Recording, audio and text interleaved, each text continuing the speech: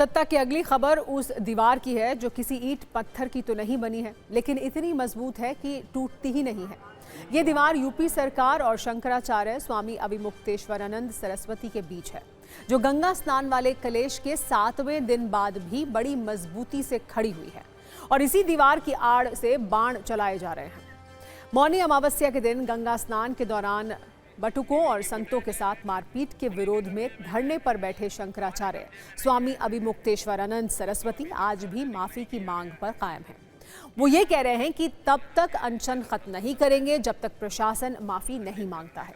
हालांकि आज अभिमुक्तेश्वरानंद ने सरकार पर अपना हमला और तीखा कर दिया और ठकुरैती वाला शब्द लॉन्च किया। सरकार के एक्शन को ठकुरैती कह दिया। स्वामी अभिमुक्तेश्वरानंद इतने पर ही नहीं रुके, उन्होंने यूपी सरकार को ये नए जमाने की मुगल सरकार है ये कहा। हिंदू कहकर सत्ता में आए, अब शंकराचार्य को स्नान नहीं करने दे रहे। ठकुरैती की वजह से 1.25 लाख शिवलिंग के दर्शन नहीं हो सके।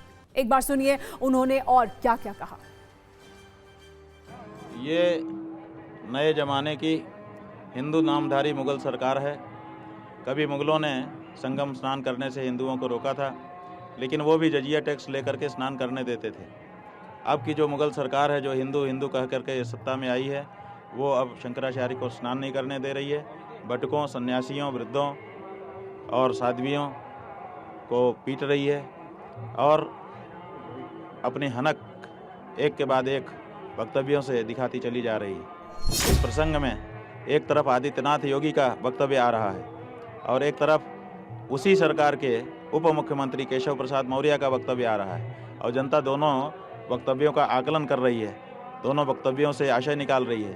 तो लोग केशव प्रसाद मौर्य के वक्तव्य की सराहना कर रहे हैं, कह रहे हैं कम से कम उन्होंने एक जिम्मेदार मुख्यमंत्री या उप मुख्यमंत्री के रूप में बात कही है। ये सिलसिला कब तक चलता रहेगा स्वामी जी, ये भी एक बड़ा सवाल है। ये तो सरकार जब तक चाहेगी सिलसिला चलाएगी। उसको तो हमारी छवि को धूमिल करना है, क्योंकि हम गौ माता की बात उठा रहे हैं और वो गौ हत्या बंद करना नहीं चाह रही है।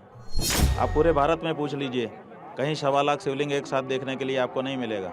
ये पहला अवसर होता जो यहाँ पर होता। माघ मेला यादगार मेला बन जाता कि वो मेला जिसमें 1.25 लाख शिवलिंग हमने देखा था, लेकिन ठकुरैती के चलते ये सब नहीं हो पाया। वैसे जैसे जैसे दिन बीतता जा रहा है, स्वामी अभिमुक्तेश्वरानंद को दूसरे शंकराचार्य का समर्थन भी मिलता जा रहा है। श्री गोवर्धन पीठ शंकराचार्य स्वामी निश्चलानंद सरस्वती ने ये तक कह दिया कि मुसलमानों के, ईसाइयों के शासनकाल में जो अत्याचार नहीं हुआ वो इन सब के शासनकाल में हो रहा है।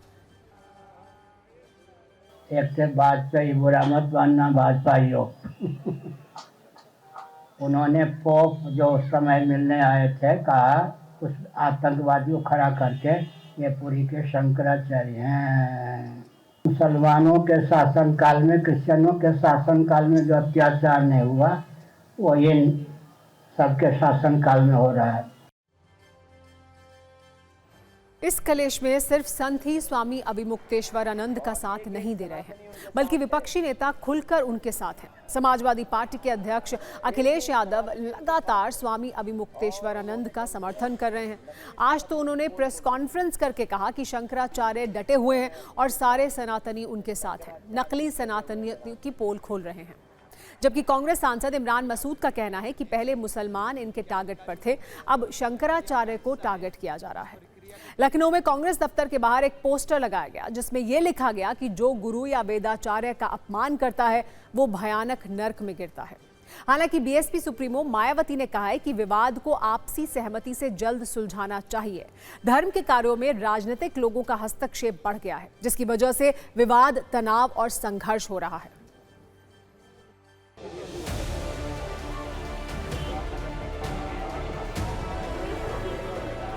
हमें खुशी इस बात की कि शंकराचार्य जी डटे हुए मैदान में और एक एक सनातनी उनके साथ है और उन्होंने कम से कम नकली सनातनों की पोल खोल दी। प्रयागराज में साधुओं के लिए 2 प्रकार के कानून है।